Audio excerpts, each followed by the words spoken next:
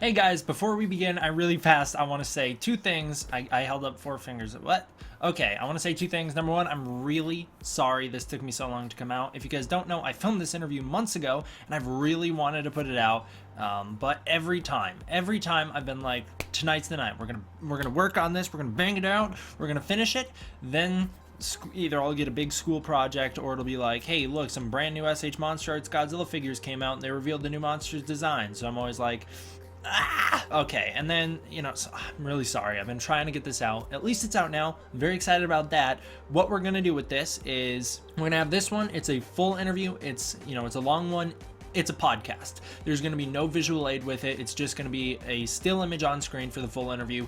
Then we will do I will post a highlights reel of this interview in the next coming week or two, and it will be soon. I'm going to definitely prioritize this. We're going to post a highlights reel which will be heavily edited in the style of the Alan Maxson interview, so that'll be all good. Lastly, I want to say that there are some technical difficulties at the start. They do fix out through the majority of the interview. It's only in the beginning that there's some slight difficulty where Skype was cutting out a little bit.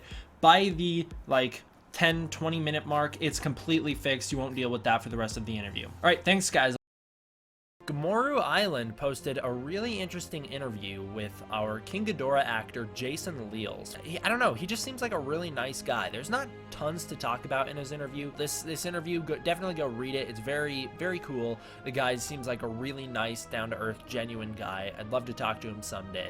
What's up, everybody? Newman back. Welcome to a brand new video, and today I'm going to be doing an interview with Jason Leals, who plays George from Rampage, Ryuk from Death Note, and the one you guys all probably know him from, King Ghidorah's center head in Godzilla King of the Monsters. This guy is so cool. It's a pretty long conversation if you couldn't tell based off the video length, but you know what? It's a very good conversation. He's a cool guy. If you're watching this, thank you so much for doing this with me. I cannot thank you enough.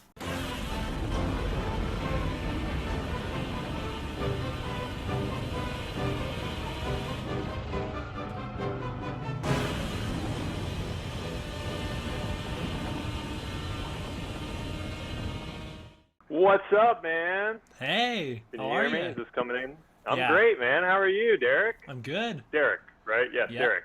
Checking What's to up, see- man? Nothing much. Just got home from school. Now I get to do Cool. this. What So- grade? What year are you in?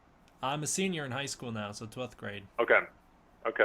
I've seen this before. I told you, when you sent me a message, I was like, what? I know that guy. Because we had seen your reaction to Rampage, your reaction to Godzilla, and I was like, totally, I'm going to talk to that dude. You kidding me? Look at his posters and stuff. That guy, I'm a total geek. Let's talk, dude. Let's talk. It's awesome. So the way I do this, I just have the recording go in the background, so it's just kind of a casual discussion, so we don't need to Cool. intro anything. Cool. Oh, well, thank you so much for doing this. I really appreciate it. Yeah. Thanks for reaching out. I got a message from Chris. I don't know how to pronounce his last name. Chris M. with Toho Kingdom, who was like, "Oh, you're gonna be chatting with Gotcha. Derek." I was like, "Yes, I will. Yes, I will indeed." He said Yeah. you were a cool dude, and I was like, "Well, sounds good to me." Well, I'm so glad you said yes. It truly means a Yeah. lot to me. Yeah, dude, and we can talk. I can talk almost none about Godzilla today, but we can definitely talk Right. again more in depth once it's out, and we can totally nerd out and get into all the stuff. That's great. I've got some general questions here, just some brief ones. Okie dokie. So it's no secret that you're tall. Yeah. Yeah. Can you tell me a little bit about how that has benefited you at all, or if it has? Yeah, it has. I mean, I think a lot of people look at it, a lot of things like a blessing or a curse, and it's definitely hard to find clothes and things that fit me, and nothing's built tall enough, and I'm in the 1% of the 1% of the 1%. But as far as acting, it's totally. Everyone told me you're going to be too tall, and I won't say where, but I was looking at I never finished my degree, and I was looking to finish at a certain school, big school, really well known in America, and the director of theater there, I loved him, and he even told me toward the end that, well, you'd be great for theater, but you're too tall for film. And I was like, did you just say I can't do what I want to do? And then on the way out of his office, he patted me on the back, remember, no film. I was like, I hate you. What are you? I'm not going here. There's no way I'm going here and learning from you. But a couple years into New York, I saw that it was a good niche, that there are actors like Doug Jones and Kevin Peter Hall and Peter Mayhew, these actors who have played iconic characters who you have to be tall. And when I discovered that, I got on Men in Black 3 and played a bunch of aliens. I was like, oh, this is where I fit. And this is where like no one else fits. I'm going to kind of tailor myself and steal from Doug Jones and all these greats and try and be the best version of that I can be. And I'm even taller than some of those. Not Kevin Peter Hall was like 7'2", but and same with Peter Mayhew. But I saw it as closing out the 99% and focusing on that 1% where they can only look at so many people. So I see it as a great. There's a lot of stuff I'll probably never be able to play because the girl would be out of frame right now. Yeah. If you're like a 5'2" girl.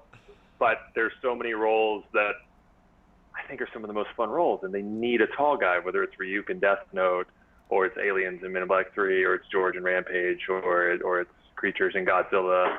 Then those are awesome. Those are the types of roles I was such a little kid nerd for when I was young. I still am. I'm just taller now, so I've seen it as a great benefit. Makes me specific, which you need. You need to stand out in this business. Right. Well, I mean, it's cool you made it work for you, and it's you've certainly done cool things with it. That's for sure. Yeah, doing my best. Doing my best. Was Ryuk? Did they go back and digitally enhance him to make him taller, or was that just straight up you? To me. Now I was standing on some apple boxes sometimes, just to be like in the first shot when he's like standing up in the back of the classroom and then he turns to light. I was like on an apple box, on an apple box, on an apple box. So I was standing on top of a vertical apple box on top of two horizontal ones. So it was a little shaky. I think someone might have even been crouching down, like holding it so it wouldn't move. But most of the time, it's just me there behind him, walking behind him, sitting behind him, something like that. And the only thing that's digital is just right inside. They had made. I'm so glad that they actually cut it out because we did some tests with it and I would have died. So it was already so hot in there. But they made an entire cowl that came down to here, and then everything was stitched on top. And just this, they cut out the face right here. And so that's some pictures of and pasted Willem Dafoe's performance capture onto my face. Everything else is practical. It's me in leather with prosthetics and everything, and really hunched over and all that. And yeah, which I just saw they officially announced yesterday or 2 days ago that they're the sequel. Did they really? Yeah, I had heard, and I'll believe it when I'm on set. But I've heard a lot of talk. It was cool to see Ted Sarandos at Netflix to say like, first one was big success for us. We are making a second one. They're writing the script right now.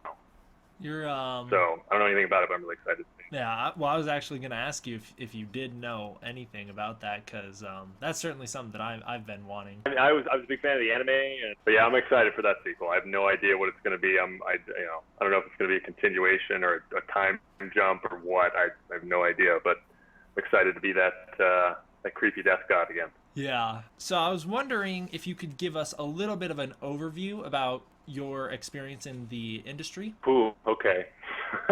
It's been a lot. I got out, I didn't finish, but I got out of college in 2009 and moved to New York and started studying, training. I was at New York Film Academy for several months, 8 or 9 months, studying how to act in front of a camera and all the technical stuff of hitting your marks and the different frames and lenses and all kinds of all the technical stuff, and just trying to get any kind of work I could. I studied theater in high school and done some plays, but I love theater, but I really wanted to be in film. And moved to New York, was studying, was getting in any student film I possibly could. I probably did 30 or 40 different student films when I was there. A lot of them never got finished. A lot of them got finished and are terrible. A few of them are okay. But I have most of them, and some of them are bad. Some are bad, but that's where I was learning. And then I got Men in Black 3 with Rick Baker, 7-time Oscar winner Rick Baker and his entire crew, who's worked on like everything the last 20 or 30 years, an incredible crew he had, and got to play aliens throughout the whole production. That showed me, tall guy, monsters, that's where I'm going to go first. That's where I fit. And then I actually worked with Doug Jones, and we became really good friends, and we're still really great. We got to see each other and hug at Comic-Con. It's so great to see him. First time I've seen him since Shape of Water, so I was just like, Doug! Oh my gosh, dude! I was jumping up and down to see him on that stage, with winning those Oscars is insane. And then I saw that I needed to move to LA because all the creature shops. It depends. You can be in so many different places now. New York is great for certain things, but LA. All the creature special effects makeup shops are in LA. And if you want to do that kind of work, you need to be local to them so they can be like, hey, can you come in like tomorrow or even today for a fitting? And so it can't be a thing of like, oh, you're in New York, forget it. Plus it saves production money if you're local and all this. So I knew I moved out here and very quickly got Death Note. I was working at Outback Steakhouse, and a guy I knew, Fred Fraley, I love you, Fred, who was on Men in Black 3 and on a Hearthstone commercial when I was in New York. He's a fabricator. He makes like costumes and all kinds of stuff. He had recommended me for Death Note, and they brought me in, and I got to quit my job and go to Vancouver, and oh my gosh. And then that led to some commercials with Legacy FX, who does everything Marvel, everything Jurassic, everything Alien. They're incredible. I love them. And then Death Note led very directly just a few months later to Rampage, because the same visual effects supervisor who was like, they want someone taller than Dwayne who can move, and I'm going to tell them you're the best guy, so start looking at Silverback Gorillas. And I got brought in for that, and I'd been researching myself for 6 months and then trained with Terry Notary, who is King Kong now, and I love him to death. And he just opened up my entire mind to how to be a character in a way that I had never before. There's such a difference to me. I'm proud of my work as Ryuk, but there's such a difference in my performance as Ryuk and my performance as George. Like, between that, I learned so much from Terry in these 3 weeks in the Santa Monica Mountains every day for hours on all fours, and just getting into and out of my head and just being something else. It was totally revolutionized everything. And it's a process. I don't think, like, kind of like with a painter after like 10 or 20 years isn't like, done painting, I can't do any better, I'm going to quit. Like, as acting, I'm learning every day, which I never really thought about when I was outside of the business and looking at actors who I was like, oh, you're just the best you are right now forever. And you're always learning. And it's interesting to see how many mistakes are made on set. You know, you'll do 8 takes and 6 of them are terrible and 1's okay and 1 is the one that they use. And then they're like, oh, that person is amazing in that performance. Like, well, you didn't see the other takes. Or they cut together the best parts of a couple takes. And thank you, editors, so much. The editing is a lot of times like Oscars for performances and stuff. I think a lot of actors would agree. Like, yeah, I think I should like share this with the editor or something. They didn't show the horrible takes, the ones where I totally messed up. But I love acting. I love being in this business. I wanted to always do it when I was a kid. I never thought I could. And so I'm evidence that I didn't know anybody or anything. I just went after it, and I'm still going after it, I feel like, and still working hard every day, but you can totally do anything. Like, I never thought I would get to be in something like Death Note or Rampage or Godzilla, and I got to be in all of them in the first 2 years of my, I've been going at it for 10 years, but first 2 years of real success. And so it's been a ride, and I'm such a nerd. I dream about it. I wake up and I'm obsessing about it. I wake up at like 5 in the morning when my girlfriend gets up to go to work, and I'm on my computer instantly. Who can I call and who can I? They're going to that production in October. Okay, I'm gonna call them. Okay, hey, yeah, it's Jason Leigh. I just all day. So I'm obsessed. I don't know what I would do. Well, maybe, but I don't know what I would do if I couldn't act. I could talk for days about that. I could write it's all I think about. I'm just so obsessed. I love it. Yeah, that's pretty cool. I mean, that's gives hope to people like me. I don't necessarily want to be an actor. I want to be behind the camera, writing and directing. Yeah. But I mean, there's a common misconception where a lot of people think that you'll never be able to make it unless you have contacts and resources. And contacts and resources, they help for sure. But I mean, it's stories like yours that I think really help people like me keep them motivated. Yeah, you can totally do it. Like at one point, James Cameron had never written or directed anything. At one point, and he knew no one. Like, same thing with Steven Spielberg, and at one point they had done nothing. And you don't have to know anybody because you can introduce yourself. Hey, what's up? Hey, I'm Jason. Like, you can introduce yourself, and if it's something that you want to do and it makes sense, they'll see like, yeah, that makes sense. We should see if yeah, and you want to help? Great, thank you so much for wanting to help us. We need your help on this project. Like, you totally can. You totally can. It's just a matter of doing it. And I look at Arnold's 6 rules of success and apply that. If you just look up his 6 rules of success, he's got a great inspiring video. It'll inspire the crap out of you on YouTube. It's like 5 minutes long. But if you apply those to anything, you'll be successful. But you can totally do it. Absolutely. You clearly have the passion, and that's one of the biggest things. You clearly have a passion for movies. Yeah. And if you're just like, oh, I kind of, I think it'd be cool or it'd be fun to be like famous, like that's not no, because you're probably not. Or if you do, like they'll be like, how did you get that overnight? Well, I've been working for like 20 years. So you can totally do it though. Anybody can. I've seen anybody can do anything. Really, like I honestly was trying this for years, and I never thought. I had so many moments where I was like, gosh, it's probably just never going to happen for me. I get so close, and even before Death Note, I had heard they were going with someone else for Ryuk. I had gotten lunch with somebody at the makeup shop, and they're like, yeah, I heard they're going with somebody else. And I was like, well, that's okay. Maybe I probably wouldn't have been a good fit for Ryuk. Like, I'm better for like this or that. And I was driving home, and I remember pumping my gas, and I was just like, when am I just going to keep getting close? Am I ever going to actually get some? Because I've been close before. I've been close to working with Mike Dougherty, who directed Godzilla King of the Monsters. We almost worked together a few years ago, and then something happened to where it totally took me out of the running for it. And then on the way home after pumping gas, I got a call from my agent. He's like, yeah, you got a call back. They want to see you again today. Can you make it? And I was like, okay, yeah. And then I booked it. Like 2 days later, I got the call. Like, yeah, they need you to fly out to Canada next week. I was like, whoa, what? So anyone can do anything. Like, one of Arnold's rules is don't listen to the naysayers. And there are people who are going to say you can't do it. I remember somebody in college who just literally laughed in my face at the idea of moving to New York and becoming an actor. He literally, in the dorm, I remember him saying, you're going to move to New York and be an actor? Yeah.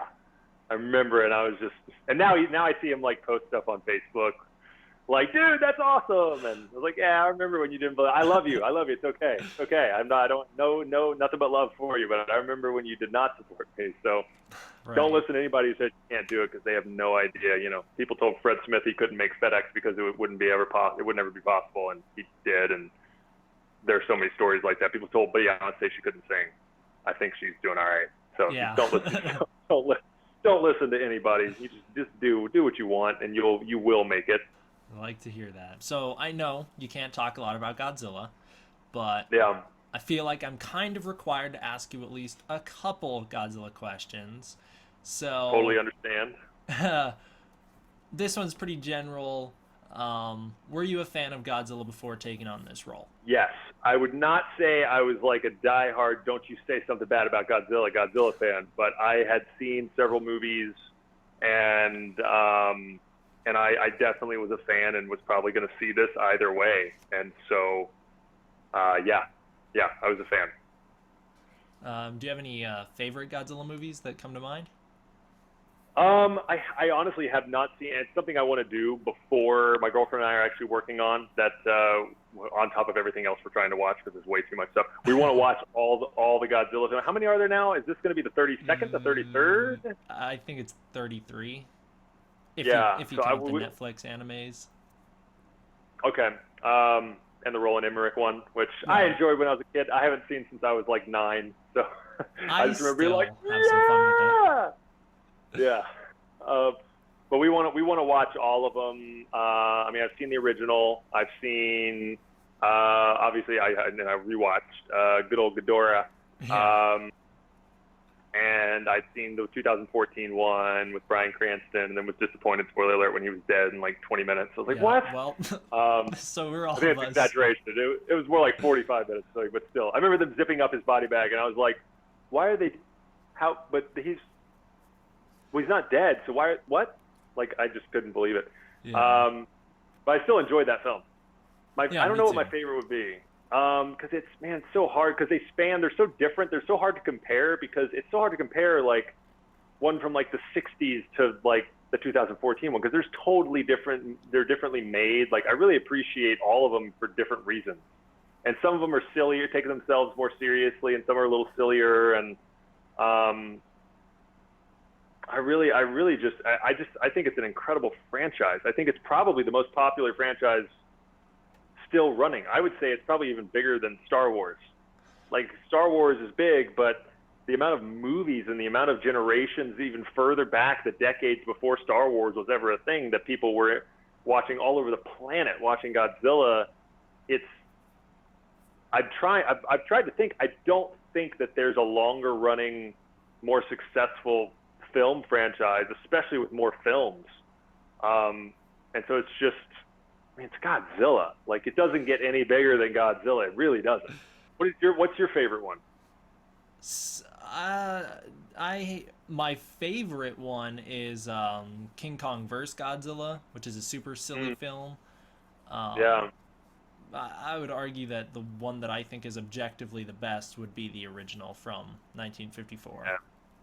I would agree with that in several ways. Yeah. I'm really excited to see what Adam Wingard, good old director of Death Note, Yeah. does with Godzilla versus Kong. And I hope I get to work on that in some way. That would be awesome. That would be cool. Yeah, I love Adam. Adam's awesome, but I'm really interested to see. He's such a flippin' genius. He really is. Like, how he just, the ideas he has and the eye he has, and when he's working on set, he's so much fun to work with, because you trust him, because he knows what he needs. He knows what he's going for. And I hope there's some way I can get involved with that for, multiple reasons. For one reason, just to be in it, because it's Godzilla versus Kong. Another reason to work with Adam, and again. And so I have no idea what that is even going to be close to about, like, or the direction they're taking with that. I'm really interested to see what they're going to do. Yeah, me too, for sure. How do you get in character to play a three-headed giant dragon? Well, you're right. I can't talk too much about it. But I kind of asked myself that when I was approached about it, because of course, Mike. I guess I can say what Mike Dougherty has said. Mike Dougherty said he hired 3 actors in performance capture to play Ghidorah, and so I knew that, and it was just, I kind of asked myself the same question, man. I was like, how the heck am I supposed to prepare for this? Like, there's not a book on this. Like, Right. there's no, like, this is, I don't even know if this has ever been done before in performance capture like this, like, or anything quite like this. And so, it's one thing if you're puppeteering or if you're inside a suit, but if it's going to be performance capture and you're basically like naked, wearing some PJs, and you can move around however. So I definitely rewatched some of the old movies to see what I could pull from there. But I knew I could only pull so much, because this is an entirely new movie, on its own. So I really just kind of, I want to say so much, but I'm gonna have to say that we'll have to talk about another time, because there's so many things I want to say, but I probably shouldn't say any of them. So I just won't. I'm still under NDA. So, I totally but understand. there's a lot to talk. It was a fun process. It was a really fun process. So there was a lot to talk about when the time is there. But I definitely learned a lot from George on Rampage, and from my training with Terry on that, on how to not only create and embody a character, but one that does not speak, one that is of another species, and has a completely different movement mechanic in every way to a human. So coming out of Rampage, I think that was, I don't know, I haven't asked him, but I think that was probably part of why Mike brought me on. I think he had, I guess, maybe seen that, and of course I talked to him about Krampus years ago, and but yeah, it'll be fun to talk about that. Hopefully they have some cool behind the scenes or something at some point too. But sure. that'll be fun to talk about when the time is right. Yeah. Well, then I'm not sure if you can answer this one either, but I'll ask it just in case. Yeah, you can ask me anything. I'll let you know what I can talk about or not. Yeah. Does the height difference between Ghidorah and other characters you've played, such as George, present a different challenge when taking on this character, or is it kind of the same as every other role despite the scale?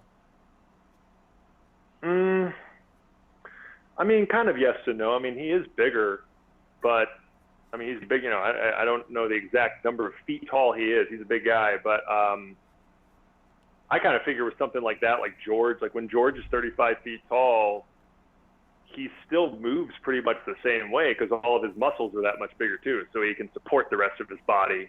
You know, it's not like he has, 5 foot tall George muscles on a 35 Right. foot tall body. So I do think about it a bit. I try and think about like I guess I won't talk about Ghidorah, but I'll talk about George in kind of the same way that I do kind of think about there's a certain gravitas and fluidity and a weight to when you're playing a character as big as a building, that you do kind of think about. The way Terry talked about it was kind of moving through a pool of jello, and there's this very fluid, not slow motion, but there's a gravitas is the word he kept using, and a weight to it, and an integrity to your movement. It's not light movement, kind of chimp like. A silverback is they're very graceful how they move, and so there's I try and think about it. I always try and do as much prep and as much work as I possibly can. That's why I worked on George for over 6 months before I got on set, because I'm such a nerd for everything, and I have so much fun doing my best, whether it's on set, whether it's doing my dishes, whatever it is, whether it's in a class, whatever. I just have fun doing my best at every little thing. So I try and do way too much work. I'd much rather do that than not enough and be like, I am not prepared on this really expensive set. So if I study for hours and hours and hours one day and research and watch stuff and whatever, and I find one moment of inspiration, it's worth it. It's worth it. If it was 10 hours of work and there's one thing that's, it's that. Got it. Then I can go from there. I just do the best I can. I don't want to ever be in a movie and just be like, oh yeah, I was in that. Like, I want to pour my heart and soul into that character with as much time, which sometimes you find out about things like with Rampage, 6 months before. And sometimes you find out like, it's going to be next week. And so, sometimes you have more time than others. But I just always try and do as much as I can to bring a character to life. I want to always kind of leave a mark. I don't want to just, those are the characters that affected me when I was a kid, and I don't want to just be that character. Like, I want people to be like, how did you do that? And so I don't always hit that, but I aim to each time. That's cool. What were your thoughts on the Godzilla 2 trailer? Oh my gosh. Put tears in my eye. I watched it. Mike got angry at me because I was at Comic-Con, and it was Saturday, and I was somewhere else. I was doing a lot of publicity for the Rampage Blu-ray and DVD and stuff, and I got a text from the other heads, Alan Maxon and Richard Dorton, like, the trailer's online. And we were walking down the street in San Diego, my girlfriend and I was like, okay, we have to stop right now and watch it on my phone, because I won't be back home for a couple of days, and I'm not waiting. And then we'll watch it 1,000 times on the TV. But we watched it, and it put tears in my eyes. It was so beautiful. It was so moving. And I was literally blown away, and I had to watch it a second time immediately. And then a third time later, and then a fourth time later after another interview, I was like, I got to pull out my earbuds and just leave me alone for 2 minutes. Hold on. And then I saw Mike that night at a party, and I told him, I was like, dude, we got a text. And so we stopped off, and I put in some earbuds, and he's like, you watched it on your phone? I was like, it was that or wait 2 days. I'm not waiting 2 days, Mike. It was online. Shut up. I'll watch it on my TV when I get home. Don't make fun of me. But then when we got home, Allie and I, my girlfriend and I, we've had to have watched that trailer like 75 times. I'm not exaggerating, man. We have watched it so many times, and even on like the 70th time, it could move me and put tears in my eyes again and send chills down my entire body at certain moments. Like, it just looks, it's literally one of the most, I don't know if it's just because I'm a part of it. I don't think it is. It's literally one of the most beautiful, epic trailers I think I've ever seen. And it has me so much, I was already excited, but now I am just beyond flipping excited to see this thing. I don't think I want to see another trailer for it.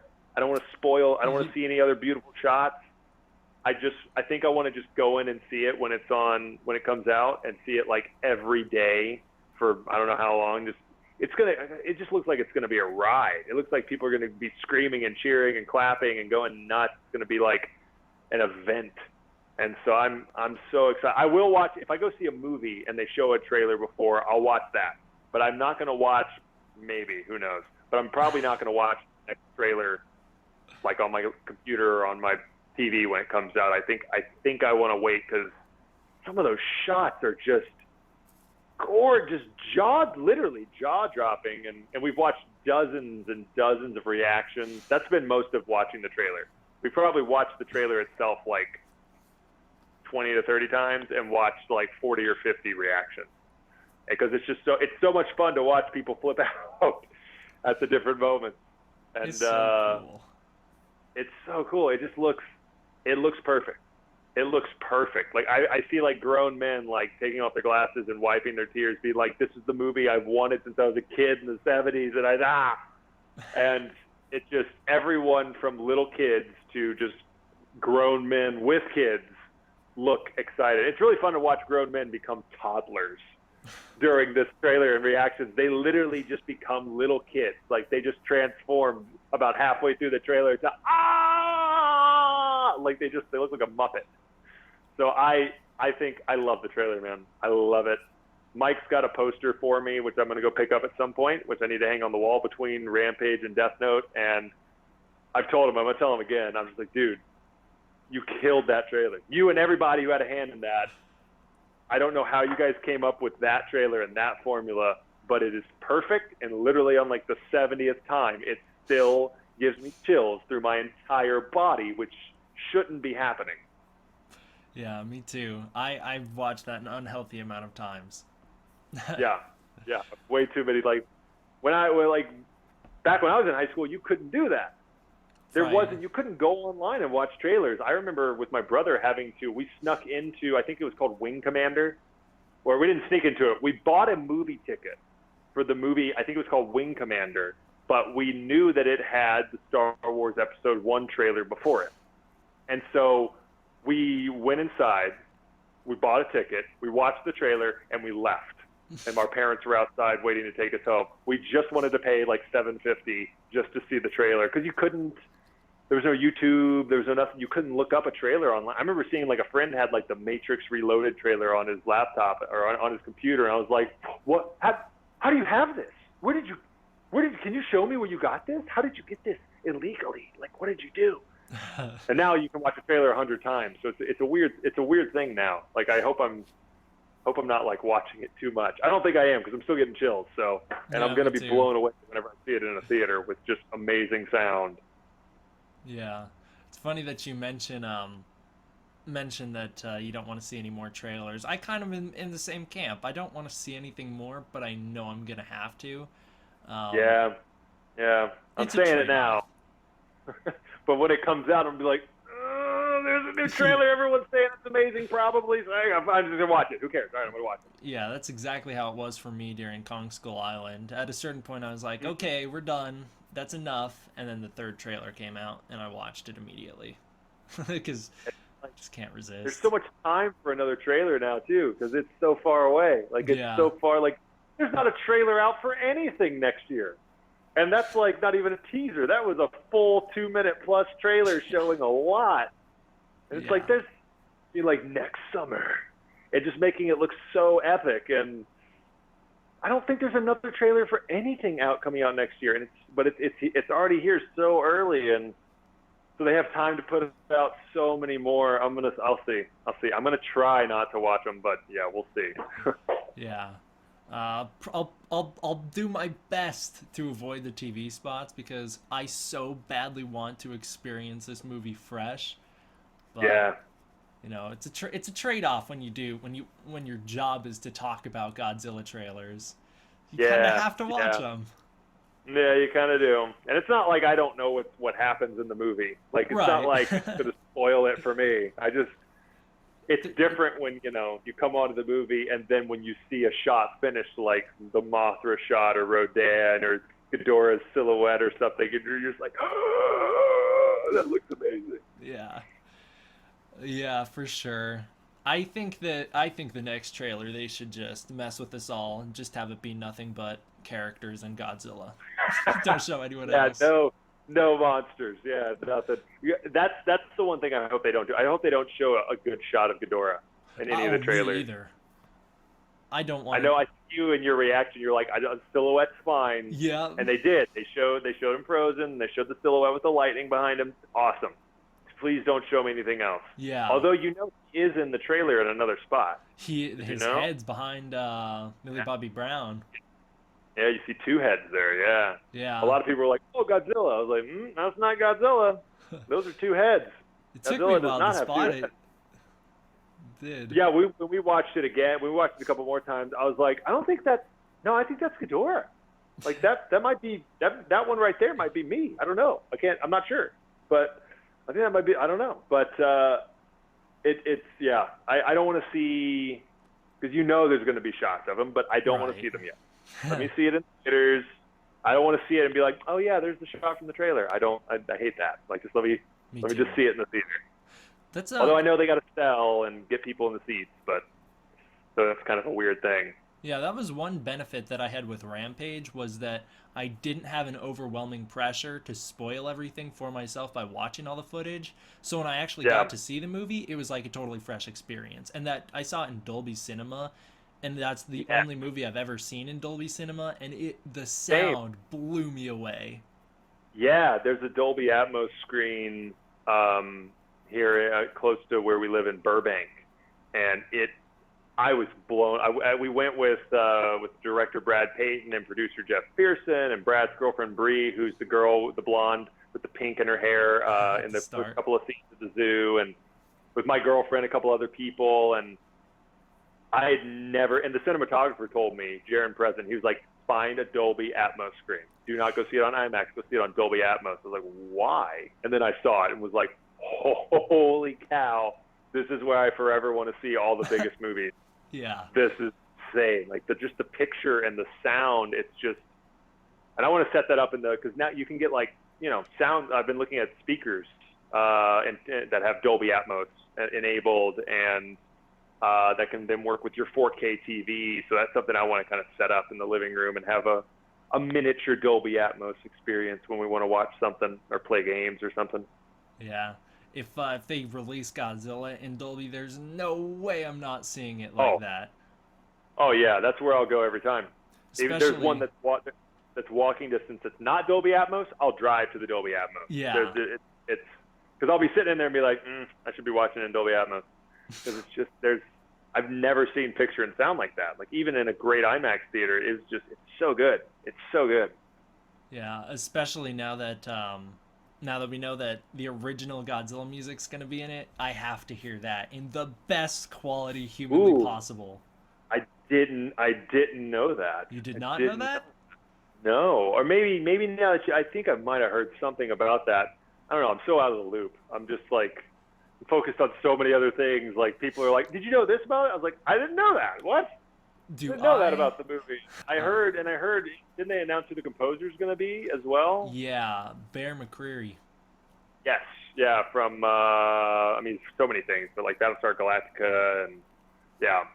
That should be incredible. Yeah, that'll be awesome. So I have some Rampage specific questions. That was all the Godzilla stuff I have because I know you can't talk about it. What's it like working with such a high profile actor as Dwayne Johnson? It's really weird because it's really normal. It's really normal.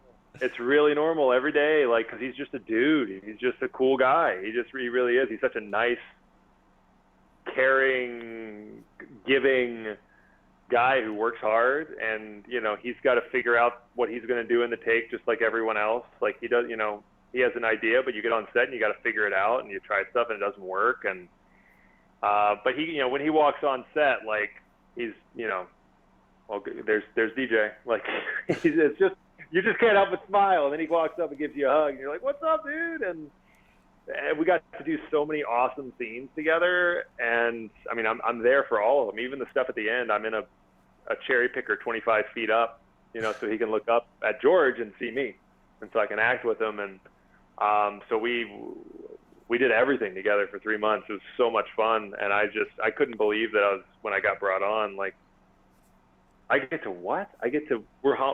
the director was like, yeah, you guys are Han and Chewie.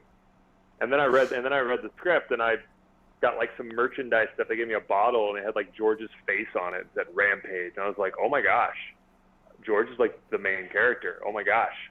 Yeah. And then Dwayne's like, well, the true star of Rampage, George. And I'm like, what? Is he? Oh my gosh. Oh, I hope I don't mess this up. Oh, this is terrifying all of a sudden. I have to not mess up. I have to not be the one where they're like, oh, why didn't they get Andy Serkis or like anyone else? This guy sucks. I did not want that. Why didn't they get Terry Notary to do it? So I just, that's why I prepped for 6 months before, because I was like, I am not going to be that guy. I'm going to work my butt off and do the best I can. But working with Dwayne, just awesome. I hope we get to do a sequel. I hope we get to work with him again, because he's just. It really is just like, it feels like kind of how Bryan Cranston was like, man, Walter White, I'll never have a role like that again. Like, to get to play George and to get to play the arc that he has, and to get to work with Weta, and to get to be Dwayne Johnson's Chewbacca, and about a video game that I used to play when I was a kid. Like, it was really surreal. But yeah, it was just, first couple of days I was like, oh my gosh, it's Dwayne. But not even really. Like, I was still locked into George, and then that's another thing too. Like, I don't really feel like, it's a weird thing when you're acting, because I don't feel like I'm working with Dwayne Johnson. I feel like I'm with Davis, because we're shooting these scenes, and by the time he would come on set, I had been George for like an hour sometimes, just walking around set, and like you could not talk to Jason. He's not here. George is here.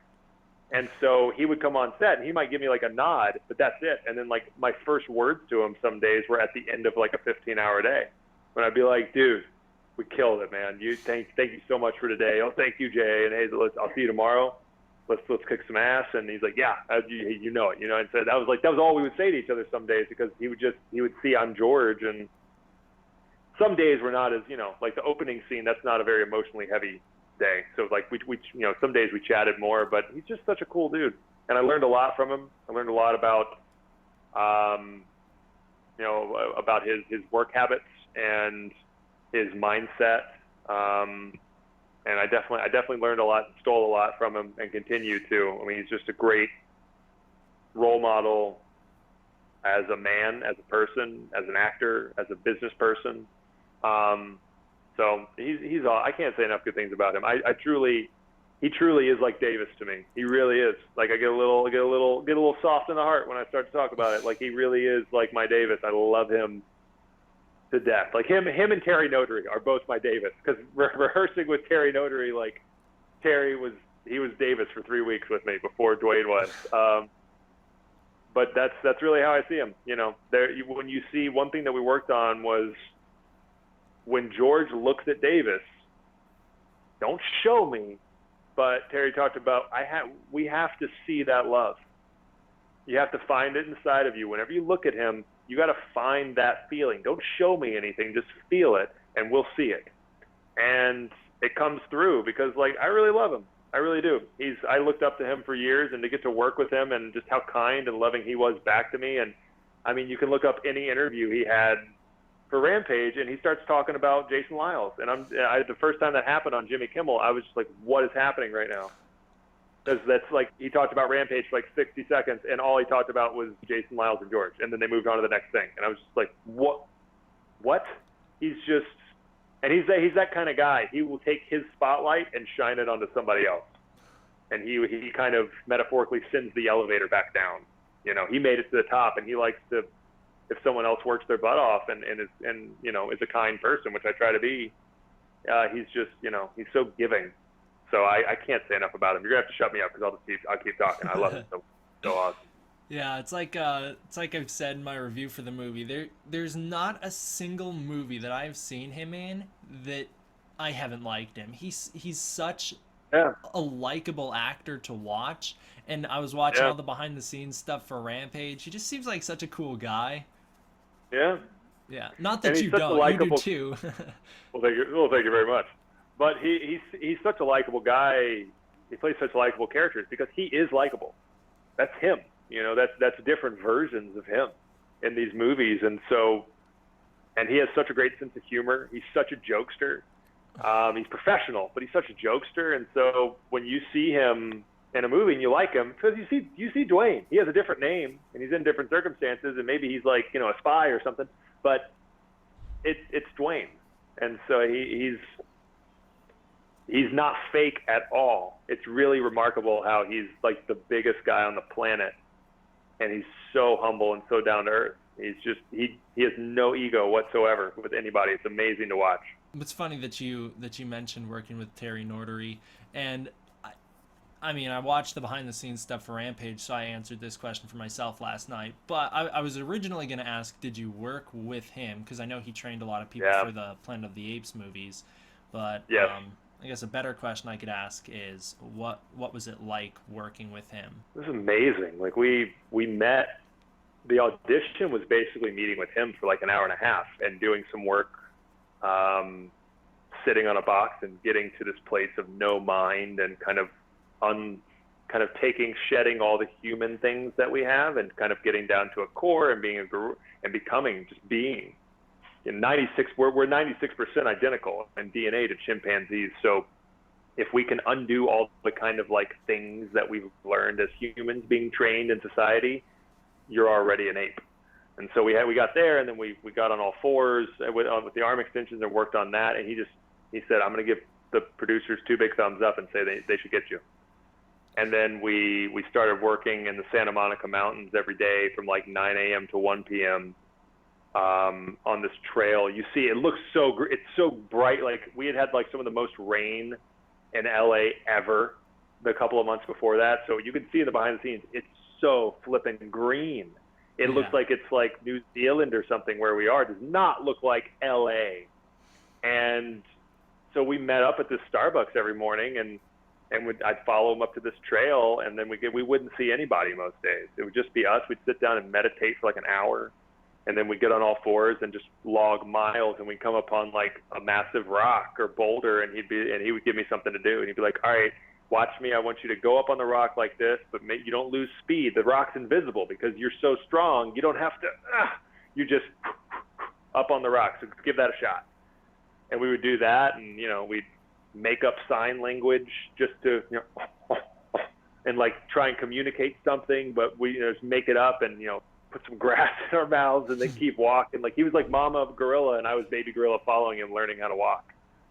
But it was also amazing because the first week we were training, that Wednesday he went to the premiere of Kong Skull Island, and that Friday it came out in theaters. And so literally King Kong was training me how to be a silverback gorilla one-on-one with nobody else around. So it was incredible, and kind of like what I said earlier, it was so much more than just being a gorilla and moving. Like it was how to strip down Jason and get out of my head, a lot of meditation, just turning off my mind and getting to this very vulnerable, very open, unapologetic space where I own the space around me, how a silverback does, and rehearsing the scenes with him and all kinds of stuff. I could not have done George without him, but it revolutionized the way that I play a character. And he taught me how to stay in it between takes and what to do before you get on set. He's like, when you get on set every day, get the arms, go to set for like an hour. No one will bother you when you're on the arms. Get on the arm extensions and just get in it.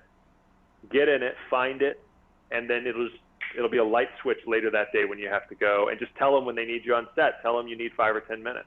Tell them like, I need 10 minutes to get into this. And I would walk from the wet tent to set on all fours as George. People would say hi the first couple of days, and Terry taught me, no, be George. They'll get it real quick. They'll get that you're not Jason. So working with him, it was revolutionary. And I thanked him just a couple weeks ago. I texted him again and was just like, hey, I don't think I've fully told you this, and I tell everyone, so I just wanted to make sure that I still am learning stuff from those 3 weeks in hindsight, a year and a half later, and I love you, and you have revolutionized the way I play characters. Thank you. Because he really has. And I just love him. He's just such a great friend. He's such a great friend, and I'd follow that dude into any battle, because he's a monster. He's such a kind guy, but he can be a monster as a character. I think Brad Payton, director Brad Payton, talks about in the behind the scenes that somebody that he met with him. He's like, you can be a gorilla, and then he did it and scared the crap out of him because yes, he can. Watch the movie. It's a chimp, but watch the movie The Square. He can be terrifying. But yeah, it was amazing. It was amazing working with him. It was George would have been awful without Terry training me and walking me through that and guiding me into this place. Like, he got me to this place where I can lucid dream while awake as a character on set. Like, it's so weird. Like, I'll come out of a take and I'll just feel like I'll feel like I had a dream and I can't quite remember it. It's really, when I do my best takes, it's really surreal. And it's because he showed me this like control panel inside of my body and my mind, how to believe fully that I'm something and someone else somewhere else. And it's so much so that, like, I think it's interesting, your body doesn't know you're acting. It's like when you watch a scary movie, you know it's a movie, but your body starts, your heart goes up, you get sweaty, you get scared, but you know it's fake. And when you really get there in the moment acting, it's the same. Like, I would come out of takes getting a sip of water and my hand is shaking, and I'm trying to catch my breath because my body thought I was actually having a panic attack, as you know, and was about to break out of the cage when George breaks out of the cage. Like, it was so, I could write books on what I learned working with Terry for 3 weeks. So I'm so thankful, and I'm so thankful that the producers hired him. And I feel so lucky that I got to work with him. Yeah, I mean, at all, especially one-on-one like that. To just what an opportunity. Yeah, it definitely shows through. You did a great job. Thank you. Yeah, it's very impressive stuff.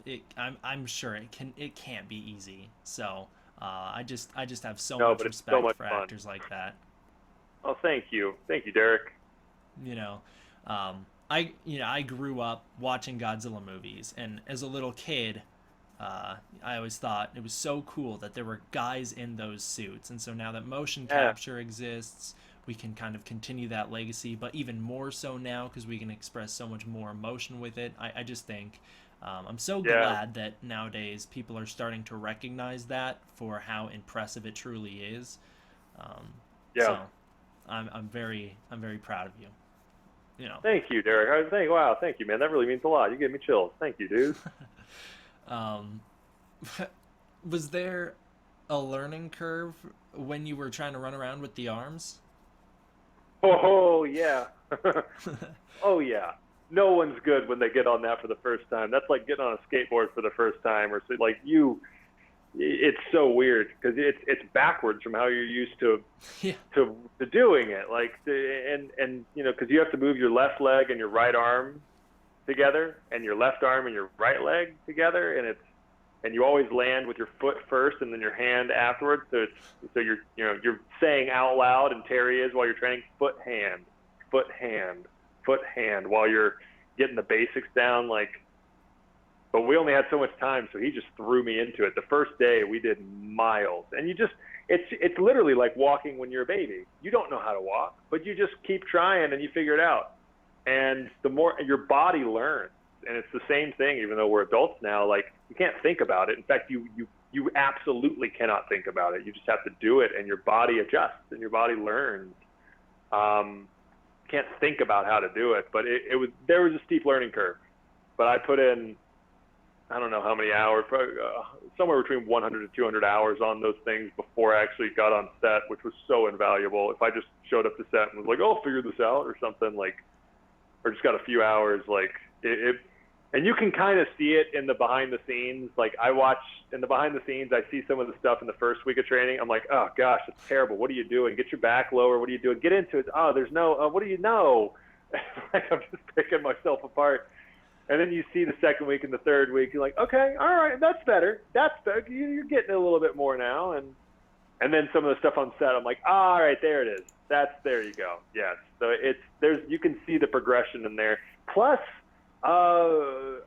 something I've never really kind of revealed before was I kind of hurt. I did. I hurt my arm during training, and I didn't tell anybody, and it hurt really bad. Like I I still don't know what I went to the doctor and it was like a muscle strain, I think, not a sprain, but a strain.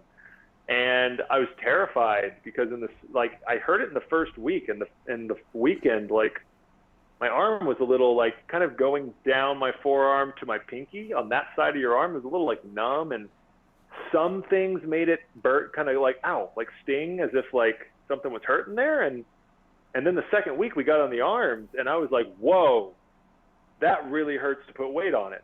Oh my gosh, what is wrong? And I was terrified. There was one night, like I think it was Thursday night of the second week, I was in a hotel because we finished the second half of training in Atlanta so we could work with Brad Payton on some scenes, and I almost had a panic attack because I was just like, I literally can't put weight on my left arm. How am I supposed to do this? We're meeting with Brad Payton next week to do scenes, to rehearse. I can't put it hurts. I can't. But it healed up real quick. I went to the doctor Friday of the second week and was like, please tell me that I don't have like a fracture or something. Please tell me it's okay. And she's like, oh, it's just a muscle strain. Yeah, you'll be fine. Take a ton of Advil and ice it for 20 minutes 3 times a day, and you'll be at 100% in 2 weeks. And if you feel pain, it's fine. I was like, really? Oh my gosh, you have no idea. I was okay. I was about to throw up. Good, thank you. So that didn't help with the learning curve. But yeah, I was terrified. I was like, oh my gosh, I'm not gonna get to star. I'm gonna tell somebody, and then they're gonna cast someone else. I'm not gonna get to star in this movie with Dwayne Johnson. Oh no, I'm gonna cry. Please no, please no. That just makes it even more impressive. I wanted it. I was like, I don't care. I'll heal my arm if it breaks. I don't care. I'm not losing this. This may be like the stupidest thing ever, but when I was a little kid, I'd grown up watching King Kong, and that was, I remember, like, right around the time the 2005 movie came out.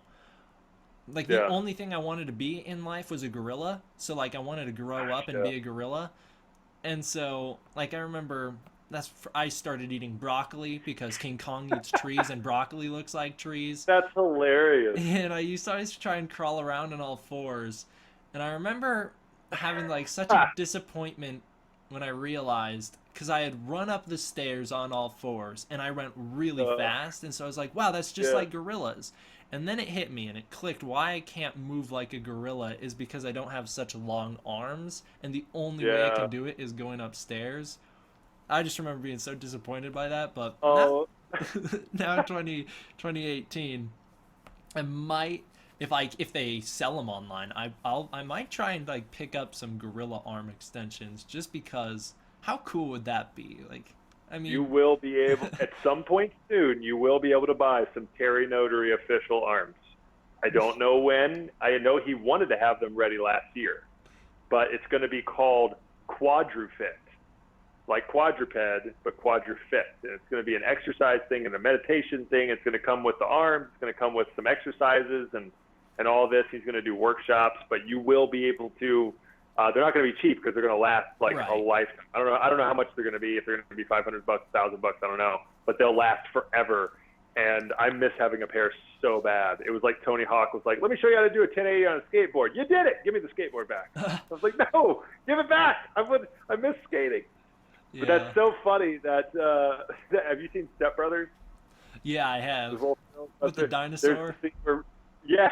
Yes. That's exactly what I'm thinking about. When I was a boy, when I was a little boy, I wanted to grow up and be a dinosaur. Dad, you could never be a dinosaur. I didn't even think about that. No, it was like verbatim. You were saying the same dialogue. I love that movie, but you were like, and then I hit this moment and I realized, in the movie, he's like, "Son, you got to put childish things behind." And I don't think he said that. Actually, what he said is, "Stop being a stupid idiot. Get in the house," or something like that. That's what I was thinking about. I love that movie, but that's so funny. 2005. Anything Andy Serkis has ever done has just influenced me so much. Lord of the Rings was a huge influence. I do a pretty darn accurate Smeagol Gollum impersonation, and physically as well. And I was obsessed. And King Kong came out, and then Planet of the Apes was coming out, and people were like, "Who's Andy Serkis?" I was like, "Oh, shut up! How dare you!" Let's hear your Smeagol Gollum impression. Ooh, okay, all right.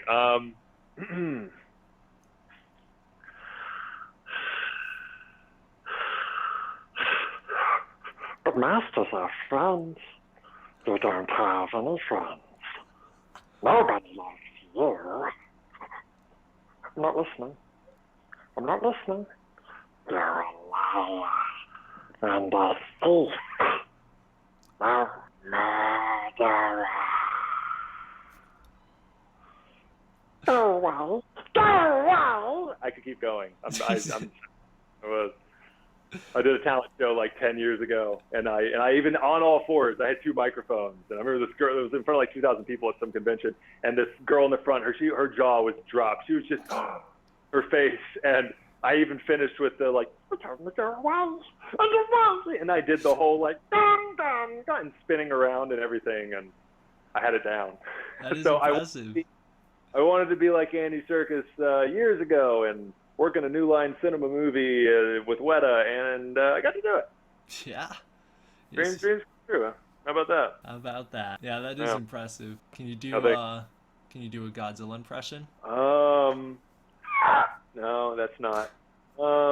That's a hard one. That's a tough one. I'd have to hear it. I'm pretty good with things like that, kind of like matching like a note on a piano. Yeah. I'd have to work on it. I feel like I would have to as with our vocal folds. I don't think I could do it exhaling. I think I'd have to inhale to make that noise, kind of like a raptor, like or pterodactyl type scream or something. Can't do that one as well. We'll have to see what I can do next time we talk. Yeah. I'll I'll get to practicing too. When I was a little kid, at least in my recollection, maybe I was horrible at it, but the way I remember it, I had the best Godzilla impression ever. I could do the roar perfectly. Ooh. And I used to think it was so cool that I would. My mom always tells this story. When we would go to the mall, I would walk up to people and start roaring at them to show them. But you know, it's just kind of like a little kid walking up and growling at you, so it's kind of weird. So they used to take me to the mall dressed as Godzilla so that people would understand. And there's like Oh my pictures God. of me walking around the mall dressed as Godzilla. That's roaring at amazing. people. I want to see one of those pictures. Too bad iPhones weren't around because there'd be video of you. Yeah, I That's know. amazing.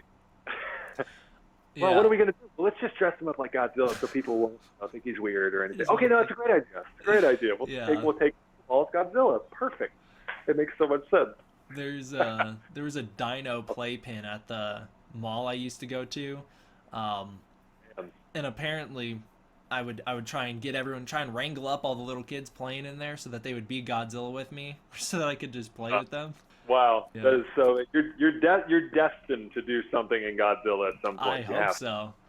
You have to. I'm writing a book, which is kind of a modernization of the original story of the original 54 movie, and you know, if someday I could ever get that published, that would mean the world to me. You can do it. You can do it. Absolutely, you can. Look at all the other books that people get out there. You can get that thing going. Absolutely. Yeah, that would be incredible. Yeah, I'll have to work on my Godzilla roar. Puberty kind of ruined it for me because it's kind of high pitched. I know. I could do a raptor, velociraptor when I was a kid, and then puberty, and I couldn't do it. Yeah, I used to. do My it. music teacher. I could do like a perfect one. My music teacher, she used to always say, well, you got to sing the high notes because someday you're going to lose it unless you sing it. And I was always like, that's stupid. Why would I even need that? And now looking back on it, I'm kind of sad I didn't, because I can't Godzilla roar anymore. Not I know. Like I used to. You needed it for the Godzilla roar. That's what you would need it for, Yeah. clearly. That's what all singers should be doing with their high-pitched voices, Godzilla roar. Yeah, exactly. Keep it fresh. Yeah, keep it nice and warm, and keep that Godzilla roar lifelong. Yes. So, did you actually have to learn sign language for Rampage? Yes, some. I'm not fluent in it at all, but all of the sign language that George learned, we had a sign language coach, Paul Kelly, who was awesome and a big Nintendo nerd like I am too. So we talked about that stuff a lot, but he taught us everything. And he was always there on set to double check. And that was fun too, because he and I and Terry kind of had a couple of sessions where we sat down and would come up with some of the sign language, would come up with what George was saying, because we would have to think about it from George's point of view. Like, well, what concepts would George understand? And and we looked at Coco the gorilla and other apes who have known sign language, and kind of looked at how they sign things, because they don't know certain concepts and ideas how humans do. So we had to kind of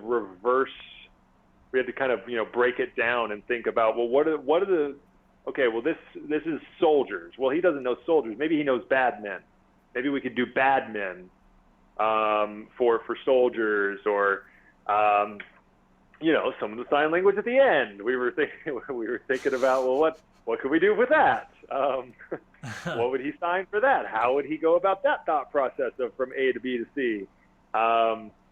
Of like, yeah, it's family, right? Yeah, she's in your troop, yeah, sex. And so, yeah, so just jump straight to that. Originally, it was family, kiss, and then they kiss. And there was this, like, epic, like, hold her back and kiss her, and the wind's blowing behind them. And then they come up from the kiss, and then George is like, sex. And he's like, whoa, dude, we just kissed. And George is like, doesn't get it. He's like, what? I don't get it. But so that was fun, looking at what would George sign? How would he sign it? What's the feeling that would turn into an idea or thought that then he would sign? So that was a really fun process. Yeah. And Terry had a lot of experience coming from Planet of the Apes. I'm sure. Having discussions already about that, like an ape, no, a chimp wouldn't sign that, or a chimp, that's not something that they would understand. They'd have to sign something else, Yeah. Speaking of deleted scenes from Rampage, Yeah. do you know any specific reason on why that initial post-credit scene was cut? Because it's on the DVD where you see those swimmers in the ocean, and then you see the big squid come up from under them. Right. I don't know. I've heard a couple of different reasons why. I think it's because so they could leave it a little bit more open to where it could go after if they wanted to do a sequel, rather than forcing it to here. Right. It has to go to this place. Now they can kind of take it anywhere. Plus, personally, like, I don't know, when I see a movie and they're like, hey, and here's what the next one's going to be, I'm like, dude, I just paid you for this one. Take it easy. Like, take it easy. You're already trying to get my money for the next one. But yeah, I would guess it had to do with, let's keep it open. Because that was in the script. That was in the script that I went there. But then there's also the question of like, well, we saw the space station explode, 3 canisters. So where's that 4th one? Right. Like, where did that come from? Like, where, if that did. So I don't know the reason, but that's what I imagine. Something like that, probably. I kind of feel like that's pretty justifiable, though, because, like, it's pretty clearly stated that, these canisters are meant to survive re-entry. So I don't think it's a far stretch to say, yeah, the whole station blew up. Maybe all of them got thrown down and debris true. to Earth. So that is true, yeah. That's at least how I read it when I saw it.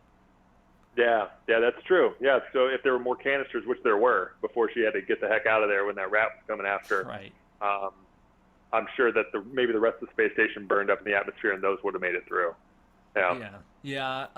The only reason that I was thinking last night when I watched that scene was like, how is George supposed to fight it? Unless it can come on land, like, because I don't picture a big water battle with George the gorilla. So it kind of makes me think of that scene in Kong Skull Island when he has that big old that octopus, big squid, rips it apart. Yeah, that big squid and slurping up its tentacles. That seems very similar to that. Yeah.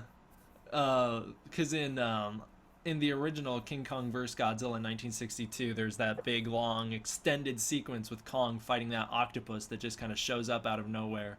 So I thought that was so funny, watching Kong Skull Island, seeing the new Kong just kind of stomp it. It's like saying to the old Kong, yeah, you thought you were cool? Yeah, like, no problem at all. Like, literally Kong and Skull Island's like, where are you going? Where are you going? Get back here. So actors like Andy Serkis and Haruo Nakajima, who played the original Godzilla, and he also played King Kong. They studied large animal movements such as gorillas and elephants when preparing for their roles as giant monsters. I was wondering if you did anything like that, studying the actual movement of gorillas. Oh, definitely. Yeah, that's entirely what I did before. I met Terry about 4 or 5 months after I had started my research, and that's all I knew to do. All I knew to do was YouTube gorilla, YouTube gorilla doc, YouTube gorilla documentary, and just watch everything I could. Go to the LA Zoo, which now I literally live like 4 or 5 minutes from, and there's several gorillas there who I just love. And there's a new one too, a new one that I need to go back and see. There's a new one that got transferred from another zoo. I spend a lot of time because it's really great to watch documentaries and to learn things about them and to see specific moments and to kind of learn about the dynamic of certain troops. There's some really fascinating documentaries. Like, man, it's like a Shakespearean play, the drama that happens. It really is. It's incredible, like how they break down. Like, that's what just happened there, and now he's trying to take over as the silverback. He's trying to take over the king, basically, and all this and that. And it's so interesting. But there's no substitute for going to a zoo, or when I'm able to go on a gorilla trek and just sit there and watch a gorilla be a gorilla. Just be, not move, not really do anything, but just be sitting and just be so present and just locked into everything that gorilla sees, hears, and just sit there and listen and just be, because that's a lot of what that's the core foundation of being a gorilla. Like Terry talked about how the running, the jumping, the slamming, and all this stuff, like that's the easy stuff. It's the small stuff that's so difficult. Just sitting there and being alive in stillness, not being frozen, not showing anything, but just being alive by yourself in stillness. And it's, when you get to watch a gorilla do that, it's very so I studied as much, plus I watched a ton of interviews with Terry and with Toby Kebbell and with Andy Serkis and Karen Conoval and all the behind the scenes that I could on the 4 of them. And then I found the videos that were the most helpful and just rewatched them and went back to the zoo and rewatched them and got some knee pads and tried to kind of get on all fours myself, on my knees and on my fists, and try and do a little bit in the apartment. I actually found a video earlier and it was terrible. It was so bad. I was doing the best I could, but I was like, oh dude, you're totally playing a gorilla. You're not being a gorilla. Oh, Jason, what were you doing? So that was the biggest part of my research before. And Coco the gorilla, since her relationship with Penny Patterson was the closest thing to a relationship like George and Davis, raising a gorilla basically from birth and teaching her sign language just like Davis does with George. So that was all I really knew to study. Then I got on all fours. I got on the arm extensions, and that's where it all came. All the pieces I kind of acquired all came together with Terry's training. Is it weird to think that now that you've played George, people who are going into this industry who are gonna wind up playing apes are gonna look to you as an example? I haven't thought about that. That is weird. That's literally the first time I've thought about it. That's a little, yeah. I would still say go to Terry or go to Andy first. But yeah, I learned some stuff. So yeah, that's kind of, I guess especially if there's a sequel, then that only ups that more. I never really thought about that. Yeah, that's cool. That's really cool. Like, I hope I've gotten to like a Comic-Con and stuff, meet some fans. I don't get recognized ever, which is kind of cool. Like, those billboards and posters were everywhere, like all over the planet, but no one knows it's me. Like, there was even the statue from the red carpet outside the Chinese theater the opening week, and I was just standing there, and I have a picture of me just kind of like eyebrows up, shrugging, like like a selfie, and behind me is our fans taking pictures with the statue, and I'm just like no one knows it's me. So it's kind of a fun thing. So I haven't thought about that. I've had such little fan interaction from Rampage. I mean, people, have figured out it's me, especially once the behind the scenes came out. I definitely had a social media surge that week. Hundreds and hundreds of friend requests on Facebook, like out of nowhere. I was like, whoa, all right, people saw that video. But no, I haven't thought of that. That's really cool. I hope that would be awesome if somebody was going to be playing Gorilla and reached out and asked. Well, actually, it already happened. TJ Storm, who played Godzilla in 2014 and plays him in King of the Monsters, he actually had a Gorilla thing and asked for my help. I couldn't help him because I didn't have arm extensions, so he just went to Terry. But that's a cool thought. I hope that does help somebody. Well, it was watching those videos that I guess you could say, helped me find my dinosaur last night when I was watching the Yeah. behind the scenes. It's like, oh, I should try and get some of those because that looks so much fun. They are so much fun. There's a learning curve, but anyone can do it. Just like walking, just like riding a bike. Really, you put in the hours, you'll get good. You'll get good at it. I mean, Terry's daughters are great at it. Anyone he's ever trained is, anyone can do it. Really, it just takes the discipline and work ethic of like, I'm going to keep at this. Um, but yeah, you'll be able to get them. Just look out, like set up a Google alert for Quadrifit or something, or ask me at some point. Like they will be available. I don't know when because he's doing 1,000 things on top of having a family. But Yeah. I can't wait to have a pair of those arms again. I've gotten to have them for a couple things, like for interviews and for some pickup days and whatnot. And I used them for ADR on George, additional dialogue recording on George, just to really help get into it. And like every time I would just kind of get down into that stance, I'm just like, oh gosh, this feels so good. I miss this. I want them to. I don't want to give them back. I just imagine myself walking around the park with these big gorilla arms and like crossing Yeah. someone walking their dog and they have no idea what I'm doing. Yeah, there were people who brought dogs and or who would ride a horse or something on the trail we were on, and so we would stand up because they're kind of the animal is clearly like, what? They're intimidated by What are it. you what are you doing? I saw you. What was that? Yeah. So my dad's gonna be super mad at me if I don't ask this question. In one of the special features on one of the Caesar trilogy Planet of the Apes movies, I'm not sure which one, some of the apes actors were talking about how it's very important for them to have the teeth in their mouth in order to get into character when playing the apes. Was there anything similar to that you had with Rampage that would help you get into character? No, I mean the arms definitely. I think that's an obvious one, but no, I didn't have any teeth.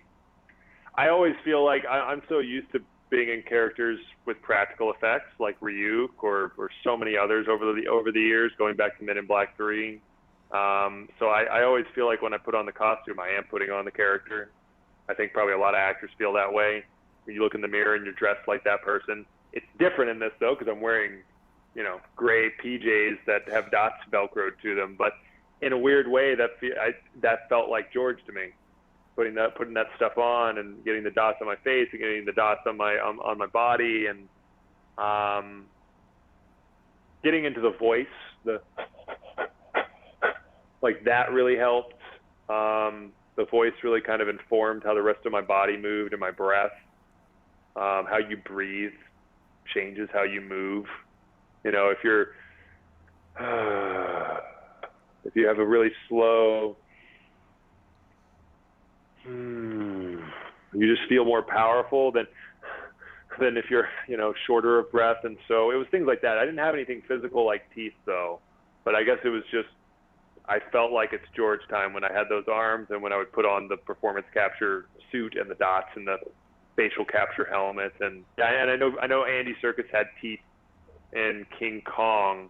Yeah, I can't. I'm trying to picture which, because I've seen them all. Which behind the scenes for the Planet of the Apes they had teeth. It might have been Rise. I don't think they had them for War or Dawn.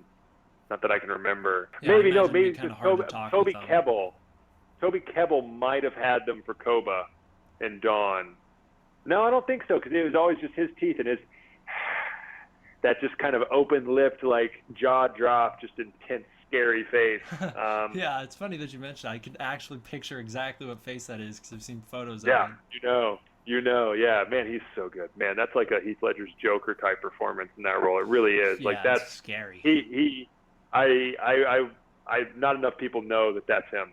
And that, like, he is so good as Koba in that movie. He's great in everything he's in. And he worked on Kong Skull Island. He's not only in it, but he played Kong, some of Kong along with Terry. He's credited in it as well.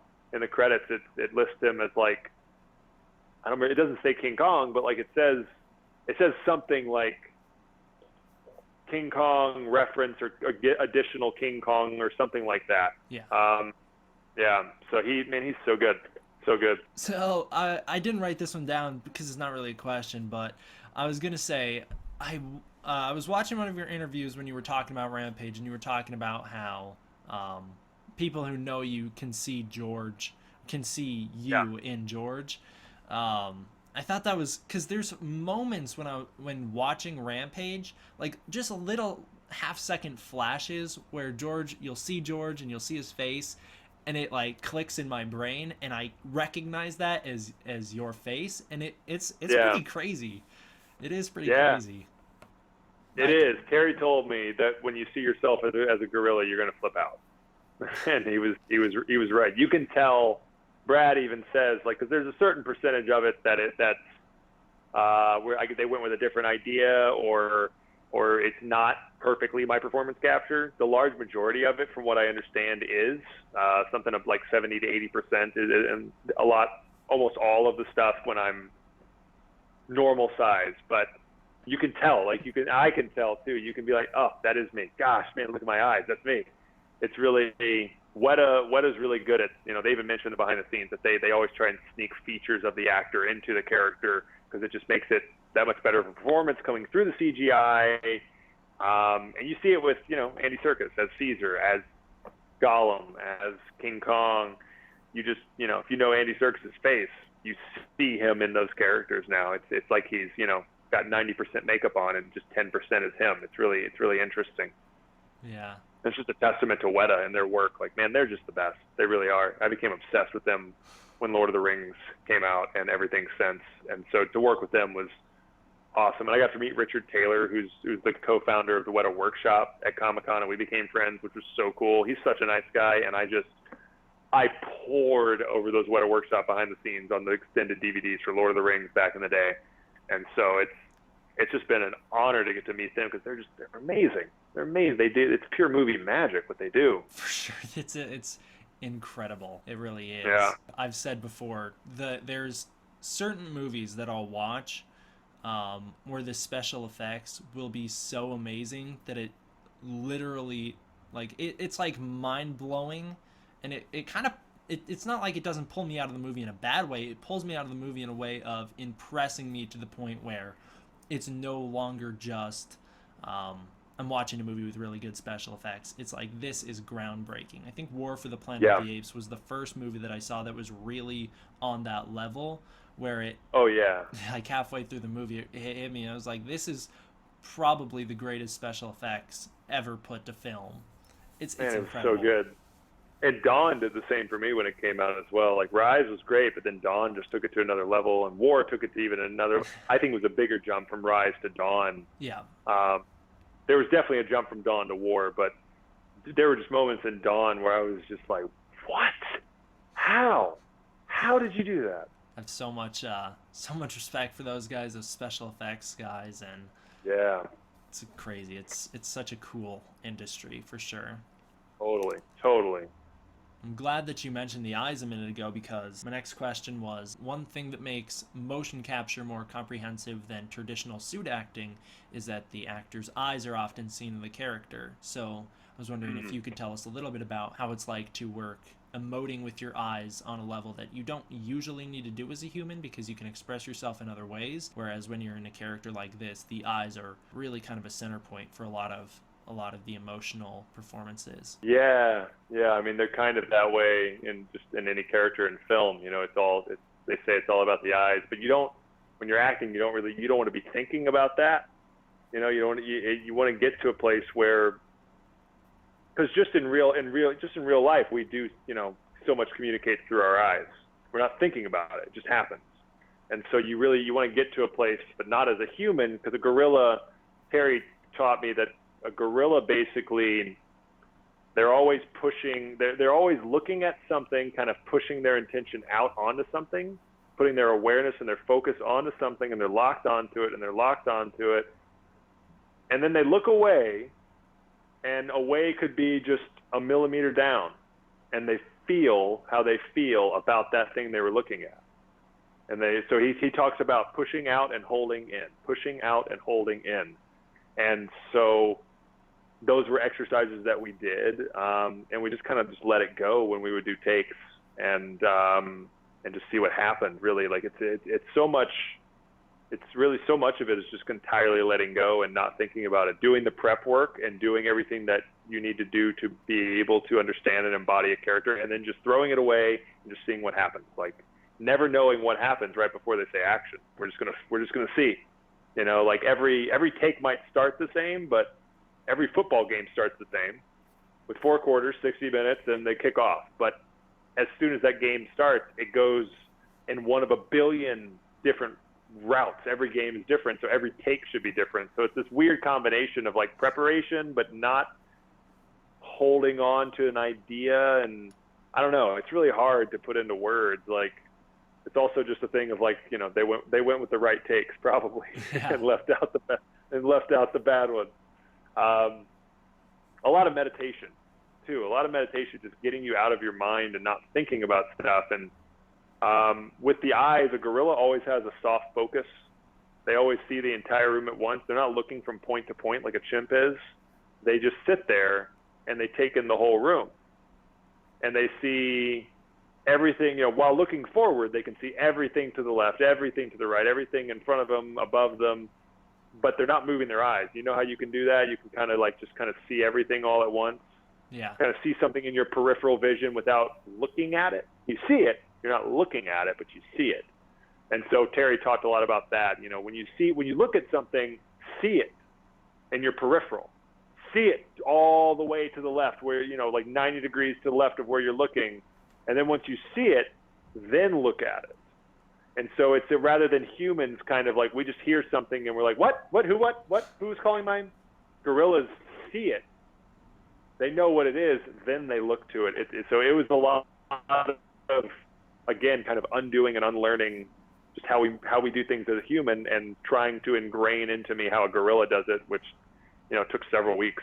It's definitely shows through. And I feel like little me wanting to be a gorilla. I should be taking notes right now. Like, when editing this video, I'll keep a little checklist. See, push out. Yeah. And then it's a weird. If you ever get the chance to get a workshop with Terry or something like that, like he started doing them. He started doing ape workshops, and I talked to a couple of friends who have done them, and they're just like, oh my gosh. And I was like, right? Don't you just want to do that all the time? Isn't that so much better than being a human?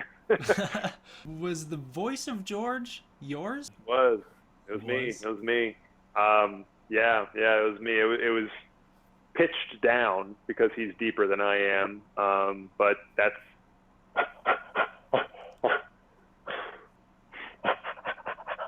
like that's me. I just kind of found that through playing and being like, well, that sounds dumb. That sounds better. And just a lot of messing around in the training with Terry and finding what worked and kind of going through and just listening to gorillas and the sounds they make and trying to, which they really make very few sounds. George makes a lot more sounds than gorillas typically make. Like gorillas really they're not vocal at all. They're very quiet. They just act. You just see them do something. They don't, you know, there's a lot more chatter from chimps, but the script in this called for more vocalization and more communication. And so really it was a lot chimp inspired, really. It was kind of like a combination of a gorilla and a chimp. I think that's one thing I would do different in the sequel. I think I would, no matter what they say, I would make George even less vocal because gorillas they're not very vocal. They're not. If you go see a gorilla, you'll probably never hear a gorilla make a single sound. As you can be there for 2 or 3 hours, you'll never hear one at the zoo make a sound.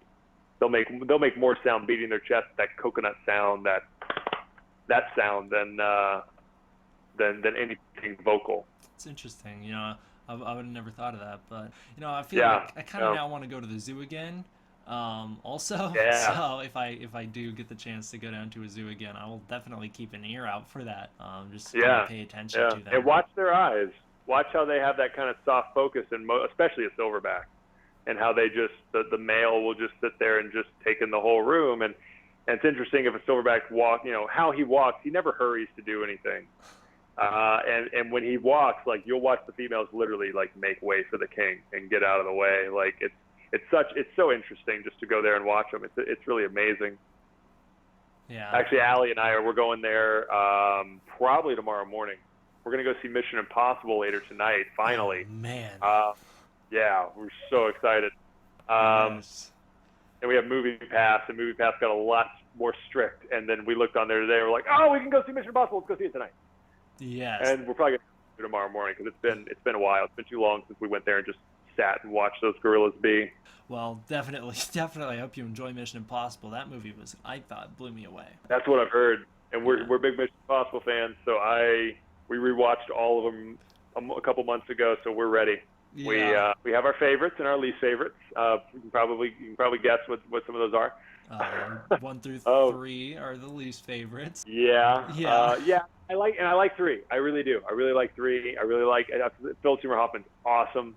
And then Ghost Protocol and Rogue Nation are awesome. 2 is just like a cartoon. There's scenes that are too ridiculous. Yeah. And one's great. It's just there's some things I really like the direction they've been taking it recently. And Me all too. I've heard from this is like I don't even like Mission Impossible. This movie's amazing. So we like Mission Impossible, so we're excited. Yeah, we in prep for that movie, me and a whole bunch of my friends, we all did a 5-part marathon of all the movies. Sadly, I didn't get to partake in all of it. I only got to watch the second half of 3 on, because that was Comic-Con weekend, so I was busy working. Yeah. But yeah, that definitely I'm definitely a big fan of those movies too. I'm trying not to have too big of expectations, but it looks awesome, and everyone says it's awesome. So I think we will enjoy ourselves.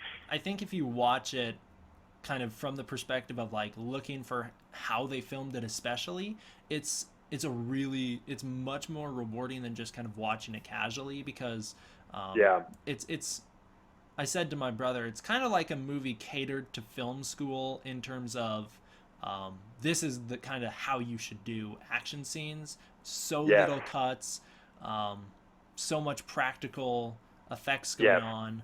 It's kind of like catered to that kind of film school-esque approach, and so I thought it was awesome. Yeah, I love that. I love when it's practical like that, like some of the stuff in The Dark Knight or any of the Christopher Nolan Batman movies or in Mad Max or something. You can tell, and it makes a difference. It enhances the movie that much more when you're like, that's real. They just did that. Oh my gosh. Yeah. And it's like, it's nothing against CGI, because obviously CGI is responsible for some of my favorite things in the universe. But definitely when it's practical, it has a totally different feel to it for sure. Totally. I think there's a good place for both.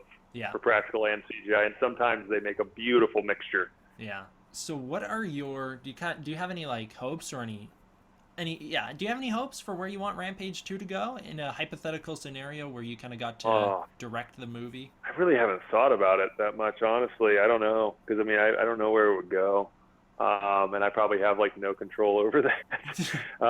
I'd probably give a suggestion or two, but I don't know. I'm very curious what they're going to do with a 35-foot gorilla and how they're going to feed him. And that's a lot of food. Like a 5-foot gorilla can eat 40 to 50 pounds of vegetables a day. So what's a 35-foot gorilla eat? Like how many thousands of pounds? Yeah, like he's gonna wipe out the planet. He's gonna wipe out the rainforest. I'm very interested where they go. Yeah. I mean, obviously, I would think there's got to be some more monsters to fight, being Rampage. But yeah, I don't know. Is George going to get like infected again, or is he just going to be is he going to be 35 feet tall, and now it's just that's how big he is, and now he's just he's not going to get confused with the serum and the tower beacon thing and kind of forget who he is. He's just going to be George and Davis, and they're going to save the world. I don't know if they even make one. So I hope they do, but it'll be interesting. That's all I hope. I just hope they make another one. I hope I get to be George. I don't care what we do. I just want to be George again. So, well, I care somewhat. If it's just ridiculous, I'll be like, "What is this?" But I don't think New Line's smart. They're gonna make some good decisions. So it'll be interesting what they come up with. Yeah. That Rampage 2, I actually don't have too many ideas for. Usually when I watch movies, because I want to be a writer, I kind of write my own sequel to it after watching it. So then, not like because this is how it has to be, otherwise I won't like it, but just because I'd be interested to see what I could do with the ideas. Rampage was one that I don't have too much ideas for. I just kind of it's a giant monster movie. There's never enough giant monster movies, so I want another one. Yeah, I imagine there's more monsters and they'll end up destroying some other city. Something will happen that'll that'll lead to just more monsters and more destruction. Who knows? Who knows? Maybe they'll bring it into another universe or something, and they'll combine. I don't know. Who knows? A lot of Godzilla fans would like to see it cross over with the MonsterVerse. That's for sure. That'd be crazy. Yeah, George is a bit small for the MonsterVerse though, so Yeah, he is. he He can kind is. of pal around as King Kong's little buddy. But I don't think Davis and George could take anybody in the Godzilla universe. I don't think. Not at that size. Not at 35 feet. He's not big Right. enough. I remember watching Rampage, and they kind of like offhand mention if they give George the serum, he'll stop growing and he'll tame out. I was like, oh, but you should wait a little bit longer, like give him a little Yeah, bit you're bigger. get big. Yeah. Get him Let as him keep big as going. you Let him possibly keep going. can. Yeah. Maybe they'll give him another serum to make him bigger. Maybe that'll be it. Maybe there's a monster and they're like, we got to make George bigger. I don't know. Yeah, well, he's already bigger than Andy Serkis's Kong. That's right. Yeah. Andy Serkis's Another- Kong, I think, was 25 feet tall, and Yeah, George is 35. Yeah. yeah, both silverback gorillas too, which is cool. Yeah. Super different characters though. Very different backgrounds, entirely different. Just as different as like any two humans in two movies, really. Right. So if we have some time here, I'd love to talk Death Note because I loved that movie. I love Death Note, and so many people don't know that that's me. So many people are like, Willem I Dafoe, didn't. right? I'm like, well, yeah. Well, it's me and Willem, yeah. Right. Willem's the voice and face, and then that's me sweating on set every day. But I didn't know about the anime before they brought me in. I was like, what is it? Death Note? Is that one word, two words? Ryuk? How do you spell that? Yeah. The thing was weird. And then I started watching the anime, and then I got an audition, and so I had a good feel for Ryuk, and basically just I literally asked myself for the audition, how would Doug Jones do this? And I'll just do my best Doug Jones as Ryuk, and it worked. Because I thought he would have been a great one. A great. They were talking about actually at first possibly sharing it with Doug. They were talking about like, yeah, like it might be like a 50-50 thing. Like he's partially available and he would do some of it and you would do some of it. I was like, that'd be awesome. They're actually talking about that at first with George too. I heard like with me and Andy Serkis. They're like, yeah, Andy Serkis would do most of it, but you'd do the stuff at the beginning. And then of course it ended up just being entirely me. But Yeah. I fell in love with the anime. I binged it. I loved it. And then I got hired. And so I had just watched the entire series and was like, this is amazing. And then they're like, hey, you want to go make the movie and be Ryuk? I was like, shut up. What? Are you serious? Yeah. And Doug Jones, actually, he gave me the best advice at the beginning because I knew my face and voice were not going to be in it. And he said, that's what happened to me on Hellboy. And the best advice I can get, at first he was like, oh, child, I don't have any advice. No, you're going to do great. Okay, no, I do have one piece of advice. Okay. And he said, your face and voice will not be on screen. But that is all that every actor on set has to work off of. And that is going to set the tone and the cadence and the pace for whoever they do get to do the voice to go off of what you did. You know, with your, and of course it's going to inform the rest of your body. You're not going to just move your body. Your body's going to move. Like when you're talking and you're kind of talking with your hands move to your voice and to your rhythm and to your cadence. And so I'm glad he pointed that out because in that, not that I wasn't going to take it seriously, but that made me work even extra hard at, I need to fully come in here and ignore. I didn't find out till a couple weeks into production it was going to be Willem Dafoe, but I need to come in and ignore that someone else is going to do the voice because I have to be there fully for Nat Wolff, for Margaret, for everybody. Well, I guess, well, yeah. And so that was really good advice to just, you know, forget that anyone else is going to be face and voice. And yeah, it's interesting watching it with, it helps. It's such a surreal thing because I've never seen my face in a movie yet, you know, like, so like, I know I'm Ryuk, but then it's Willem Dafoe's voice. And I know Yeah. I'm George, but it's my voice pitched down. So it's a gorilla. Yeah. And I'm going to be in Godzilla, but that's not, like, it's such a Right. weird thing. I've been in these movies, but without looking at behind the scenes or credits, I can't prove it. So like watching these movies is so surreal because I never really, it's a weird thing of like, especially with Ryuk, I don't even see myself. I just see Ryuk. Like I Right. know it's me, but I'm like, and one of my friends, my roommate at the time, gave me a really good. I asked him, I was like, could you ever tell it was me? And he's like, no, actually, I never thought about it as you at all. And I was like, yes, the ultimate compliment. My roommate, who I've lived with for like 5 years, couldn't even tell it was me. So it's an interesting thing, but I love Death Note. I can't wait to do the sequel, Yeah. whatever that's going to do. I have no idea where that's going to go. It could go 1,000 different ways. It could continue with the same cast. It could be a new cast in a new city with the Death Note there. Who knows? I have no idea. I'm very interested to see Yeah. what they're coming up with. Me too. So, I'm not. Yeah, I'm not gonna keep you. You definitely can get going. I really hope you enjoy Mission Impossible. Thanks. I could talk for hours. I could Yeah. talk. I'm such a nerd, and I'm proud of it. And I could talk about movies and animes and monsters, and we didn't even start talking about video games. I could just talk about it Yeah. for days. Yeah. It's Me it's too. why I wake up. I mean, it's funny when you were talking about Dwayne Johnson earlier about how it's kind of like he's such a high profile actor, but he's just a normal guy. Like Yeah. you're that for me. Like, uh, Oh, thanks, it's dude. like it's I such don't see a myself that way at all. it's such a crazy thing for me to think about, and I It's really really weird when I see Rampage, and I'm like, I'm George. Like it's really weird. I don't even. It still hasn't fully clicked for me. Like it's really weird. I don't know. I kind of I don't know. I kind of understand what you say because yeah I see these movies. I'm like, dang, these movies are huge. And then I look in the mirror and I'm like, that's not me though. Or it is, but like it's weird. It's such a yeah weird, such a surreal thing. yeah. I mean, I kind of people criticize my professionalism in my Alan Maxon interview because it's like it was my first interview and I just kind of geeked out so much because it's such a crazy thing for me to think about, but Yeah. I'm trying to keep it under trying to be a little more professional this time. That's why I had technical difficulties at the start. Ah, So screw professionalism. We live once. Have fun.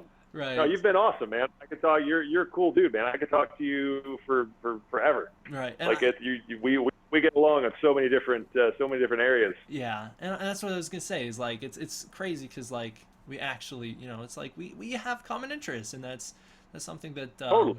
it's cool to think about that these people that you look up to or that you see on the screen they could be just quite a bit like you. Probably all are. Yeah, they probably all are. So if you're ever willing to do just a follow up, if Totally. you ever want to do anything again, I am always down. Well, awesome, dude. Yeah, and you got my info. Like anytime you want to reach out, like don't be a stranger. Like you can't bother me. You can't. Like if I don't get back to you, it's because I'm busy or because I meant to and I forgot or something. Like like don't ever think like he didn't email me back. Like is he angry? Like that piss him off? Like no. Like you can't. Like you've always feel free to reach out. Like I don't know if you just played like a new game or something. You're like, dude, you got to try this game. I don't care. Just say hey, because like I know what you mean. It's kind of a weird thing. Like, oh, he's in movies, but he's normal. Like, Yeah. I just see you as a friend. You're just a friend. So, anytime, reach out and say, hey, dude. And then, yeah, let's chat more, and we'll definitely have a follow up for Godzilla once that comes out. We'll Heck definitely have to yes. talk once that's out. And then, yeah, then as more Death Note stuff comes out, I'd love to nerd out about some Death Note, and Yeah. I'm always down for it, dude. Well, I really appreciate If we were in the same room, I'd give you a fist bump right now. it. A Good nice George old fist George bump. fist bump. Yeah, and then maybe flip you off. Maybe not. I don't know. We'll see. It'd be in the moment. Notice I was wearing the George shirt. I noticed that right away, and I noticed the George posters in the Rampage. background. But yeah, this is my office / gym. I got like the gym stuff there, so this is Too where cool. I come and work. I just want to thank you one more time so much. I'm very appreciative of this opportunity. Of course, man. Of course. I'm glad we met. We're friends. Yeah. Now we can keep nerding out forever. Are you going to G Fest 2019? I hope. Actually, I and Alan Maxon and Richard Dorton, knows how I've used their heads to talk about them. And Godzilla TJ, we actually all now are represented by the same appearance manager. So now he's going to conventions and promoters saying, "Hey, I got Godzilla and Ghidorah." So I can't see how we won't be at G Fest. I can't see how that won't definitely happen. So I hope so. You'll be there? Will you be there? That will be my first year there. I will be there. Woo! All right.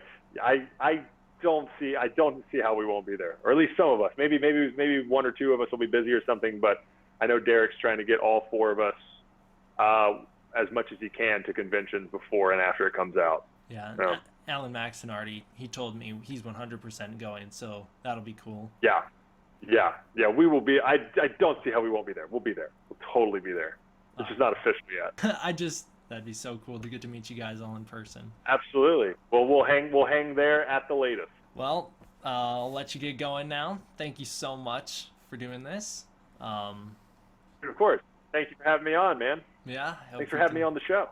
Hope we can do another one sometime. We totally will. We will for sure, dude. Here, I'll give you a fist bump. Boom. Have an awesome weekend, man. We'll talk again soon, Derek. Reach out anytime, man. You too. Have a good one, Derek. See you, dude. See ya. What an experience that was. Ready for the intro? Actually, the way this is edited, it's about to play the outro, but I'm about to film the intro, so hey, now you know where that takes place in the timeline of the universe. Thank you all for watching. I hope you enjoyed. I will see you guys next time. Like I said, Mr. Lyles, if you're still watching this, or if you started watching it at all, I don't know if you did or not. It means the world to me. Definitely made my day. Thank you all for watching. I hope you enjoyed. I will see you guys next time. D-Man, out.